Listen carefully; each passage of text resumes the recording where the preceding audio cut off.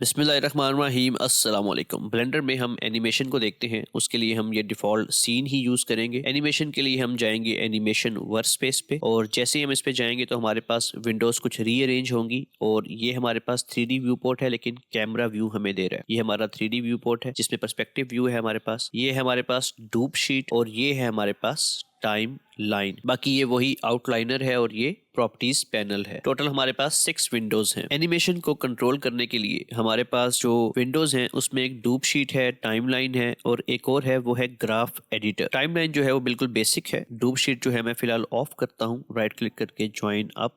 अब मेरे पास सिर्फ टाइमलाइन है। ये जो ब्लू कर्सर है आपके पास, ये यूज होते हैं नेविगेशन के लिए टाइमलाइन पर, और जो ये टाइमलाइन के ऊपर नंबर लिखे हैं इन्हें हम कहते हैं फ्रेम्स। अभी हम 78 फ्रेम पे हैं जो यहाँ पे हमें नजर भी आ रहा है, और अगर हम चाहें तो किसी भी फ्रेम पे पहुंच सकते हैं। यहाँ पे हम सिंपल टाइप करेंगे, उस फ्रेम पे हमारा कर्सर आ जाएगा। ये है स्टार्ट और ये है एंड, कि हमारी एनिमेशन स्टार्ट कहाँ से हो रही है और एंड किस फ्रेम पर होगी। अगर आप आउटपुट प्रॉपर्टीज पे आते हैं तो आपके सामने ये फ्रेम रेट है। फ्रेम रेट का मतलब ये है कि एक सेकंड में कितने फ्रेम्स आपको शो होंगे। अभी 24 फ्रेम पर सेकंड है और 250 टोटल फ्रेम्स हैं, तो ये हार्डली 10 सेकंड्स बनते हैं। एनिमेशन अगर हमने प्ले करना है तो उसके लिए हम स्पेस दबाएंगे और स्पेस से ही वो स्टॉप हो जाएगा। यहाँ पे हमारे पास एरोस की हैं, ये फॉरवर्ड मूव करेगा और यहाँ पे ये बैकवर्ड रिवर्स में एनिमेशन चलेगी। एनिमेशन में एक बेसिक कॉन्सेप्ट है जो कि यूनिवर्सल है, हर सॉफ्टवेयर में अप्लाई होता है, वो है की फ्रेम्स। अब ये सारे फ्रेम है और की फ्रेम, की का मतलब होता है इंपॉर्टेंट, तो जो इंपॉर्टेंट फ्रेम है वहां पे और जो नेक्स्ट इंपॉर्टेंट फ्रेम है उन दोनों के दरमियान जो ट्रांजिशन है ब्लेंडर कैलकुलेट करके पूरी एनिमेशन हमें दिखाता है। मिसाल के तौर पर ये क्यूब है मेरे पास, मैंने इसको सिलेक्ट किया, अब मैं 60 फ्रेम पे हूं। अभी मैंने के प्रेस किया, इंसर्ट की फ्रेम मेन्यू मेरे पास ओपन हुआ, मैंने लोकेशन, रोटेशन एंड स्केल पे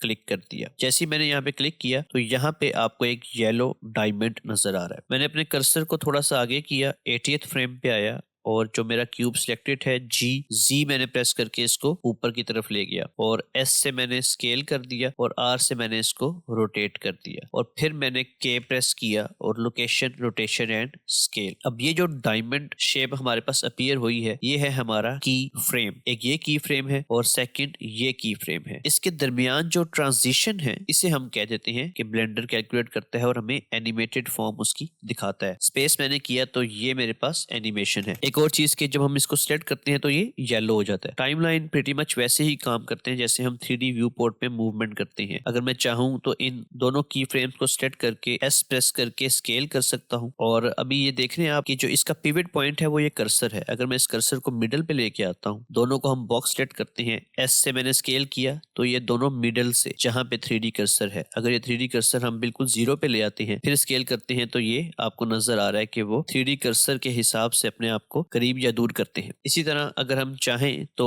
इन दोनों को सिलेक्ट करके या इसी को सिलेक्ट करके शिफ्ट डी प्रेस करेंगे तो डुप्लीकेट, और जब डुप्लीकेट सेम ही की फ्रेम हो, मिसाल के तौर पर अब यहाँ पे कोई और की फ्रेम नहीं है और same position, same object change नहीं हुआ, हर चीज उसकी सेम है, तो फिर यहाँ पे आपको एक येलो लाइन नजर आती है। अगर मैं इस की फ्रेम को जी प्रेस करके ग्रैब करता हूँ और इससे आगे लेके आता हूँ तो अब आपको वो येलो लाइन नजर नहीं आती, क्योंकि यहाँ पे पोजीशन और है, यहाँ पे और है और यहाँ पे वही जो पहले वाली थी वो है। इसको हम प्ले करते हैं तो आपको नजर आ रहा है कि वो जाता है और फिर आ जाता है।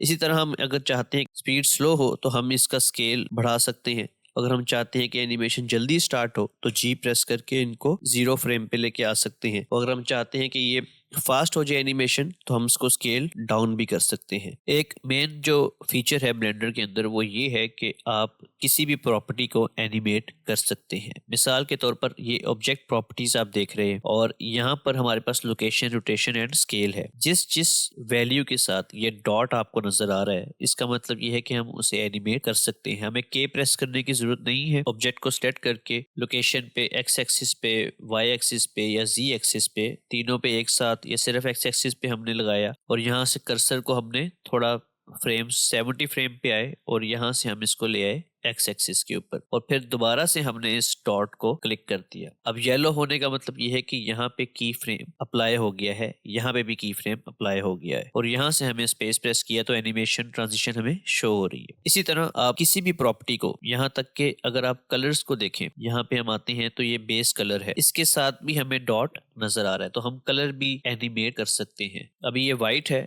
ये डॉट को मैंने क्लिक किया तो यहाँ पे वो डायमंड शेप अपीयर हो गई। फ्रेम 160 पे लेकर आया और बेस कलर मैंने चेंज कर दिया रेड पे, और फिर दोबारा से इस की फ्रेम को हमने प्रेस कर दिया। तो अब आप देख रहे हैं कि ये हमारे सामने एनिमेट हो रहा है और इसका कलर जो है वो भी इसका चेंज हो रहा है। अब ये आपने देखना है डॉट किन किन प्रॉपर्टीज के साथ है, यहाँ तक के मॉडिफायर जो है, मिसाल के तौर पर यहाँ पे अगर मैं सब डिवीजन मॉडिफायर अप्लाई करता हूँ, इसके साथ भी आपको लेवल्स के साथ डॉट नजर आ रहा है, इन्हें भी हम एनिमेट कर सकते हैं। एक और कॉन्सेप्ट है वो है की फ्रेम इंटरपोलेशन। यहाँ पे जिस तरह मैंने अभी इस क्यूब एनिमेट किया है, मैं स्पेस प्रेस करता हूँ तो ये क्यूब मूव हो रहा है। आपने नोट किया होगा कि इसकी जो मूवमेंट है वो एक जैसी नहीं है, यूनिफॉर्म नहीं है। इसकी स्पीड कभी ज्यादा होती है फिर थोड़ी हो जाती है। यहाँ से मैं एंड फ्रेम्स जो है इनको 70 कर देता हूँ ताकि वो फिर यहाँ से स्टार्ट हो। स्पेस प्रेस किया मैंने, अब आपने नोट करना है यहाँ पे आके इसकी स्पीड तेज होती है। अगर आपको नहीं समझ में आ रहा तो उसके लिए फिर हम देखते हैं ग्राफ एडिटर। यहाँ पे हमने एक और विंडो ली, इस टाइमलाइन को ऊपर करके यहाँ पे हम ले आए ग्राफ एडिटर। ग्राफ एडिटर जो है वो इंटरपोलेशन को शो करता है ग्राफिकल फॉर्म में। ये हमने ग्राफ एडिटर पे चेक किया, ये टाइमलाइन है और इसमें एक फ्रेम 1 पर है की फ्रेम और एक है 100 पे। यहाँ पर हमें डायमंड फॉर्म पे नजर आ रहे हैं। ग्राफ एडिटर में हमारे पास ये स्ट्रेट लाइन है और इसके 3 पार्ट हैं। एक हम कहते हैं मेन बॉडी और बाकी जो 2 हैं इन्हें हम कहते हैं हैंडल बार्स। टॉप पे ग्राफ एडिटर जो है उसमें हमारे पास है फ्रेम्स। एक्स एक्सिस पे हमारे पास है वैल्यूज। मिसाल के तौर पर यहाँ पर वाई एक्सिस पे हमने मूव किया है तो लोकेशन की वैल्यू -4 -5, और यहाँ पर हम ऊपर आए हैं तो लोकेशन की वैल्यू प्लस पे है। ये हमारा ओरिजिन है और इसकी लेफ्ट साइड पर ये नेगेटिव वाई एक्सिस है तो वो नेगेटिव में है वैल्यू, और अगर हम फॉरवर्ड करते हैं तो यहाँ पर वो पॉजिटिव में आ गया है और ये पॉजिटिव वैल्यू हमें शो कर रहा है। तो ये हमारे पास वाई एक्सिस है और ये हमारे पास एक्स एक्सिस है। वाई एक्सिस पे वैल्यूज है और एक्स एक्सिस पे फ्रेम्स है। की फ्रेम जो रिप्रेजेंट हो रही है वो इन हैंडल्स के थ्रू रिप्रेजेंट हो रहे हैं ग्राफ एडिटर में। क्यों यूज करते हैं हम? वो इसलिए यूज करते हैं कि इसमें एनिमेशन के ऊपर कंट्रोल काफी बेहतर होता है। अगर आप इजीनेस, स्मूथनेस क्रिएट करना चाहते हैं अपनी एनिमेशन में तो वहां पर, और नेचुरल एनिमेशंस बनाना चाहते हैं तो वहां पर ग्राफ एडिटर की जरूरत पड़ती है। की फ्रेम इंटरपोलेशन में हमारे पास डिफरेंट टाइप्स हैं। हम इन सबको सिलेक्ट करके टी प्रेस करते हैं तो यहाँ पर जो मेन टाइप्स हैं वो है कांस्टेंट, लीनियर और बेजियर। बाय डिफॉल्ट बेजियर होता है। अभी जो ये आप मैं देख रहे हैं ग्राफ की शक्ल जो एस शेप बन रही है इसे हम कहते हैं बेजियर। यहाँ पे स्पीड में स्मूथनेस है, पहले हल्का सा स्लोली इंक्रीज किया, यहाँ पे पीक पे आ गया और फिर स्लोली डिक्रीज कर गई इसकी स्पीड। टी प्रेस किया, लीनियर किया तो ये बिल्कुल स्ट्रेट लाइन हो गई है। अब ये बिल्कुल यूनिफॉर्म स्पीड है, ना कहीं ज्यादा हो रही है ना कहीं कम हो रही है। इन सबको सेलेक्ट करके टी प्रेस करके कांस्टेंट करता हूँ तो ये यहाँ पर एक चेंज देगा आपको और बिल्कुल 100 फ्रेम पे वो आपको लगेगा कि स्टेप एनिमेशन हुई है। अगर हम इसको प्ले करते हैं तो यहाँ पे कोई चेंज नहीं हो रहा, आखिरी फ्रेम पे वो बिल्कुल एंड पे जाता है। अगर मैं यहाँ से थोड़ा इंक्रीज कर दूं एंड पॉइंट तो आपको नजर आएगा कि ये 100 फ्रेम पे अपनी लास्ट पोजीशन।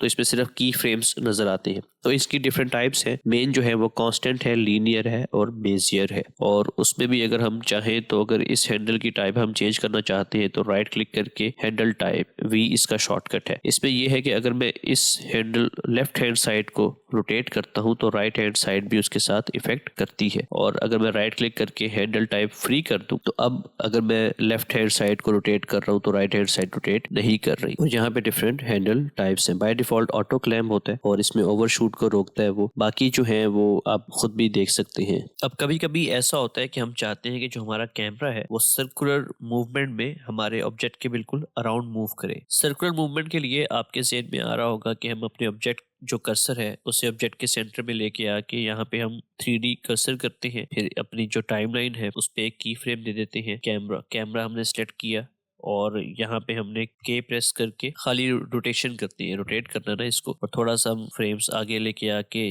आर और जी प्रेस किया तो ये मैंने रोटेट कर दिया इसके इर्द गिर्द, और फिर हमने के प्रेस किया और यहाँ पे दोबारा रोटेशन। लेकिन असल में ये सर्कुलर मूवमेंट नहीं करेगा क्योंकि जो ब्लेंडर है वो शॉर्टेस्ट डिस्टेंस, एक पॉइंट से दूसरे पॉइंट के लिए जो शॉर्टेस्ट डिस्टेंस है उसे कैच कर रहा होता है।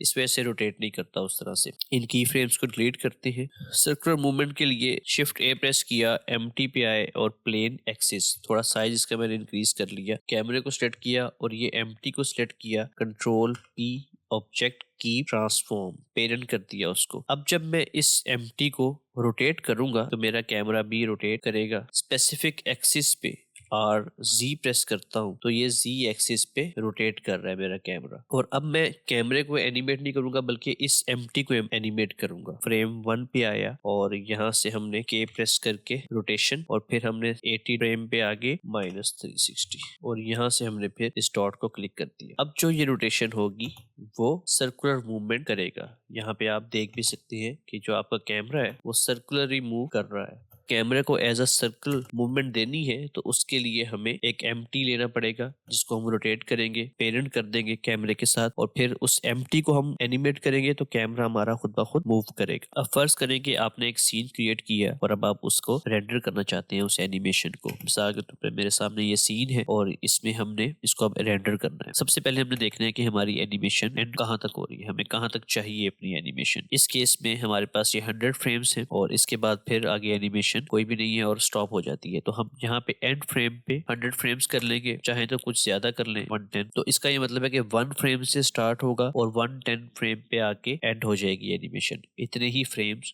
रेंडर होंगे। यहाँ पर हमारे पास आता है आउटपुट सेटिंग्स। उससे पहले हम पहले भी देख के आए हैं कि अब कौन सा आपने रेंडर इंजन यूज करना है वो देख लें। और यहाँ से हम जब आउटपुट सेटिंग्स में आते हैं तो यहाँ पर हम रेजोल्यूशन सिलेक्ट कर सकते हैं। अगर स्केयर में करना है तो हम सेम कर देते हैं उसको 1:1 और यहाँ से हम इस कैमरे को थोड़ा करीब कर लेते हैं। यहाँ ये हमारे पास एनिमेशन है। इसके बाद यहाँ फ्रेम रेट जो है ये 30 कर लेते हैं हम। जाहिर है अब ये फ्रेम्स ज्यादा होंगे तो थोड़ी स्पीड इसकी इंक्रीज होगी, लेकिन जरा स्मूथ एनिमेशन रहती है 30 फ्रेम्स के अंदर। और फिर हम यहाँ आउटपुट के कहाँ हमने सेव करना है, मैंने ये फोल्डर बनाया था, इसको हम चेंज भी कर सकते हैं जहां भी आपने रखना हो। अपने पीसी पे किसी भी लोकेशन में आप उसको सेव कर सकते हैं। उसके बाद फाइल फॉर्मेट, बाय डिफॉल्ट ये PNGs होती है। अगर तो हम PNG पे रेंडर एनिमेशन करेंगे ना तो ये हमें फ्रेम्स देगा, एक एक फ्रेम को रेंडर करेगा, जो कि टाइम जरा ले लेता है लेकिन अच्छा रिजल्ट होता है काफी। और उसको फिर हमें बाद में PNG सीक्वेंस में लाके उसको एनिमेट करना होता है। FMPEG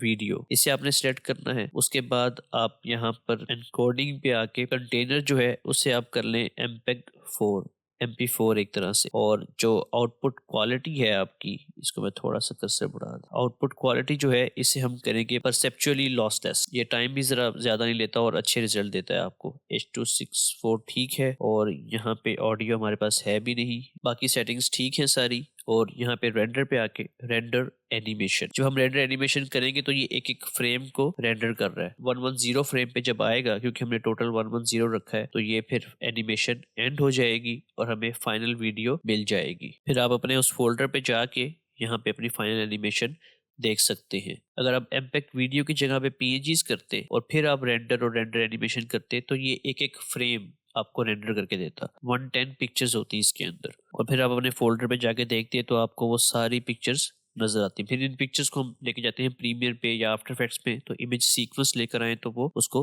रेंडर कर देता है। अब आपने सीख लिया है कि मॉडल कैसे करना है, टेक्सचर, कलर, मटेरियल कैसे प्रोवाइड करना है, इन्वायरमेंट लाइटिंग क्या होती है, एनिमेट कैसे करना है, रेंडर कैसे करना है। अब ये सब आपको समझ में आ गया है। अब आपका ये काम है कि आप कुछ रेंडर करें, कुछ बनाएं जो जो आपने सीखा है। अब आप कोई वर्क फ्लो देखते हैं या कोई यूट्यूब पे वीडियो देखते हैं कुछ बना रहे हैं तो आपको सब समझ में आ जाएगा कि किस तरह से वो काम कर रहा है। अब आपकी जिम्मेदारी है कि आप कुछ बनाएं, उसको एनिमेट करें और प्रैक्टिकल करें।